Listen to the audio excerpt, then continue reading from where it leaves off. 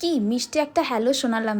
তো হাই, আমি Ritika and welcome back to the third episode of my series what I it in a day. তো আজকে ব্রেকফাস্টে ছিল রুটি আর কুমড়োর তরকারি। আর এই কুমড়োর তরকারিটা মা একটু রসুন আর কালো জিরে ফোড়ন দিয়ে করে, যেটা খেতে তো শীতের সকালে আমার বেশ ভালো লাগে।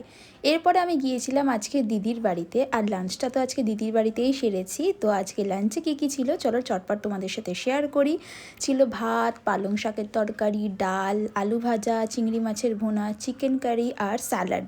খাবার পর একটু খেয়ে নিলাম নবদ্বীপের ক্ষীর দই। আসলে আমাদের এখানে মেলা এসেছিলো, সেখানেরই একটা স্টল থেকে কিন্তু এই ক্ষীর দইটা কেনা। তার কিছুক্ষণ পরে খেয়ে নিলাম কদবেল মাখা।